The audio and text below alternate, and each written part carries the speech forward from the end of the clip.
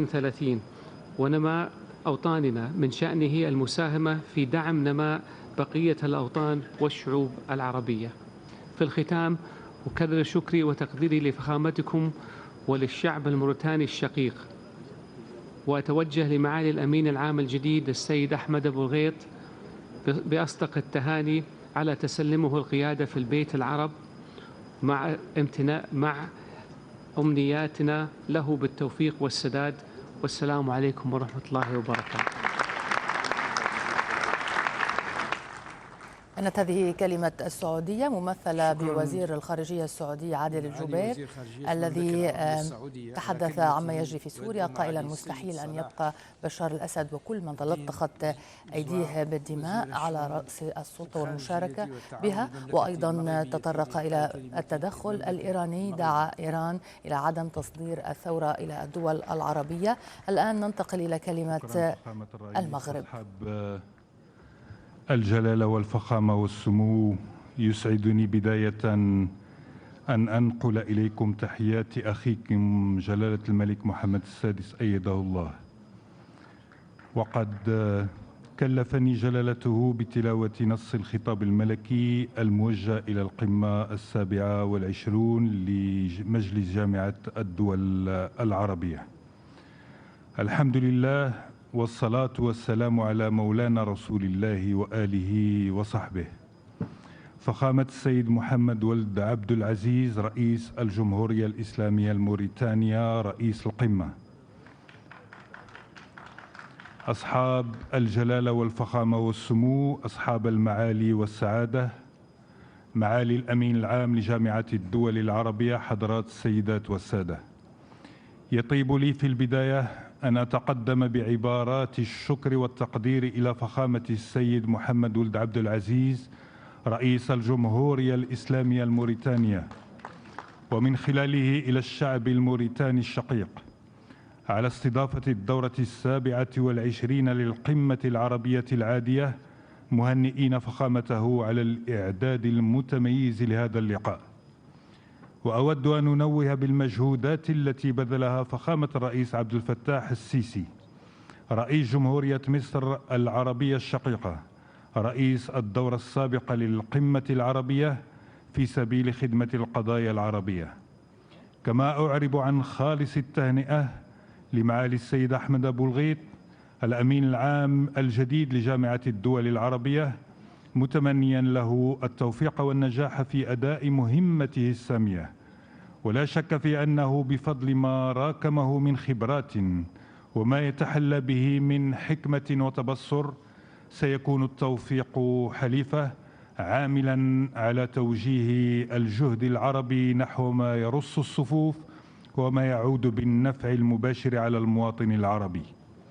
وشكرنا موصول إلى الدكتور نبيل العربي الذي انتهت ولايته شهر يونيو الماضي على رأس الأمانة العامة للجامعة، مشيدين بالخدمات التي قدمها لوطنه العربي وما اتسم به عمله من جدية وروح المسؤولية، متمنين له دوام الصحة والعافية.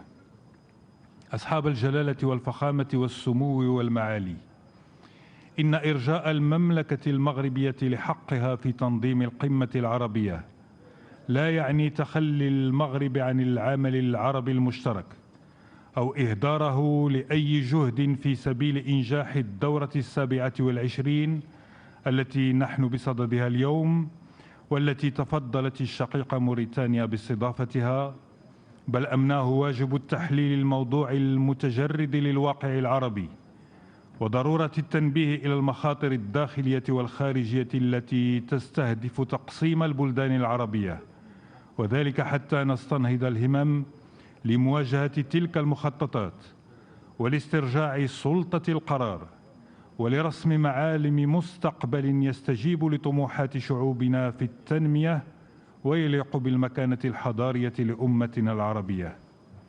ومن الطبيعي أنه لا مجال في هذا المقام لإعطاء الدروس أو للتسابق نحو أفضل القراءات، بل المقصود هو ترسيخ الوعي الجماعي بحتمية الاتحاد من أجل الدفاع عن كسب الرهان الحضاري المتمثل في بناء الدولة العصرية المبنية على المواطنة والحق والقانون والتثبت بالوحدة الترابية والسيادة الوطنية. فمتى كانت التفرقة مصدر قوة؟ وهل يمكننا فرادى أن نواجه التحديات المشتركة دون أن يكمل بعضنا البعض؟ ألم توقعنا الحلول الجاهزة المستعارة والنظريات الفضفاضة المبتدعة والنزعات الانفصالية في تشرذم لا حد له ولا نهاية حتى تصبح الدولة هي الحي أو الحارة؟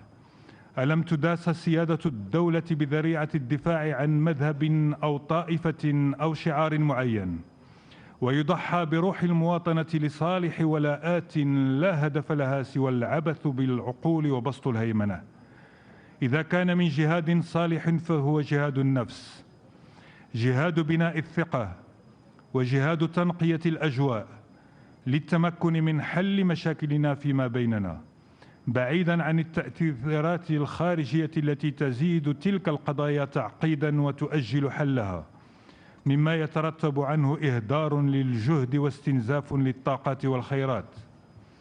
تلكم هي الحلقة المفرغة التي وقعنا فيها، والتي كانت من بين أهم الأسباب التي أضعفت دورنا في حل قضايانا العربية، كالأزمة في ليبيا واليمن وسوريا والعراق ولبنان، كما قلصت مساهماتنا في التعاطي بكل الفعالية وبعد النظر اللازمين مع ظاهرة الإرهاب التي تنخر عقول بعض مواطنينا وتقوض أمن بلداننا وسلامتها. كيف يعقل ألا نكون السباقين إلى وضع الاستراتيجيات المتعددة الأبعاد والخطط العلمية المحكمة لمواجهة هذه الآفة الهدامة ونحن المصدر والهدف؟ وهل من الانتصار لديننا الإسلام الحنيف دين الوسطية والاعتدال أن يستمر المتطرفون والإرهابيون في تشويهه لتبرير أعمالهم الإجرامية ضد البلاد والعباد، دون أن ندحض بالأسلوب المناسب تأويلاتهم المغرضة وأطروحاتهم المزيفة؟ وهل من العدل أن تلصق بنا وبأبنائنا من بعدنا صورة مشوهة بين الأمم، ونحن من حملة رسالة التنوير ولنا إسهامات مشهود بها في بناء الحضارة الإنسانية، ومن واجبنا الاستمرار في التفاعل مع الأمم الأخرى لما فيه خير البشرية؟ إنه لمخطئ من يظن أنه قادر بمفرده وبإمكاناته الذاتية فقط أن يتحصن من الإرهاب بدون تعاون وتنسيق مع محيطه والعالم من حوله، لأن هذه الظاهرة كما نعرفها هي عابرة للحدود ولا سبيل للقضاء عليها بغير الاشتغال الجماعي على تحقيق الأمن والتنمية. أصحاب الجلالة والفخامة والسمو والمعالي، إنه من الواضح أن المنتظم الدولي مسؤول إلى حد كبير عن تأجيل إيجاد التسوية العادلة للقضية الفلسطينية، ومن المؤكد أن هذا التعثر ناتج عن رفض إسرائيل التجاوب مع قرارات الشرعية الدولية ومواصلتها سياسة الاستيطان التي تقضي يوما بعد يوم على حل الدولتين، دولة إسرائيل ودولة فلسطين، هذه الأخيرة القائمة على أراضيها المحتلة عام 1967 وذات السيادة والقابلة للحياة. وإذا كنا كعرب قد قدمنا مبادرة السلام العربية منذ سنة 2002 ولا زلنا نعرضها كأساس لإحلال الأمن والسلام والتنمية المندمجة في المنطقة، فإننا نثير الانتباه إلى أن استمرار الوضع على ما هو عليه ومحاولة فرض سياسة الأمر الواقع لن تجدي في شيء ولن تغير التاريخ. أما عن الوضع في القدس الشريف فإننا من موقعنا كرئيس للجنة القدس التابعة لمنظمة التعاون الإسلامي نشدد على ضرورة الحفاظ على طابعها العربي الإسلامي ووضعها القانوني كجزء من الأراضي الفلسطينية المحتلة عام 1967 وكعاصمة لدولة فلسطين المستقلة منبهين إلى أن تجاهل هذا الوضع أو محاولة تهويد القدس الشرقية هو اعتداء على الهوية وعلى الجذور وافتعال للفتنة. إن تشبثنا بالسلام هو الذي يبرر مساندتنا للمبادرات الجادة لتهيئة الظروف الملائمة والمحفزات الواقعية لتحقيق حل الدولتين، بما فيها المبادرة الفرنسية ذات البعد الدولي الشامل والمسعى المصري ذو الأثر الإقليمي الواقعي، وهو مطلب منسجم مع دعوتنا إلى استئناف المفاوضات بين الطرفين الفلسطيني والإسرائيلي، لكن لا نريدها مفاوضات بدون هدف أو إطار، ولا يجوز أن تجري، والعوامل التي أدت إلى فشلها في السابق لا تزال قائمة. إن توحيد الصف الفلسطيني ودعم القيادة الفلسطينية برئاسة أخينا فخامة الرئيس محمود عباس رئيس دولة فلسطين يشكلان عاملان أساسيان في هذا الاتجاه، لا يوازيهما إلا الإخلاص في دعم القضية الفلسطينية بعيداً عن كل استغلال سياسي أو إسقاطات مفتعلة. أصحاب الجلالة والفخامة والسمو والمعالي، إن التحدي الأكبر يتمثل في ربح معركة التنمية من خلال استدراك تأخر مسارات بناء قدراتنا في معالجة مظاهر الفقر والهشاشة في بلداننا وتجاوز عوائق النهوض بتعاوننا الاقتصادي والتجاري. لذا يجب أن يبقى تركيزنا منصبا على إيجاد ووضع هندسة الشراكة المناسبة بين أفراد البيت العربي من حيث الاحتياجات والأولويات والفضاءات للنهوض بالبعد التنموي في عملنا المشترك، مسخرين كل قدراتنا الذاتية من أجل تحقيق العيش الكريم والطمأنينة للمواطن العربي. لسنا فاقدين للفكر المبدع ولا للطاقات البشرية المؤهلة ولا للإطار المؤسساتي اللازم ولا للثروات الطبيعية المحفزة. ما نحتاج إليه هو تعزيز الإيمان بالاستثمار في المستقبل وبالتضامن الفعلي والربح المتدرج المتأني.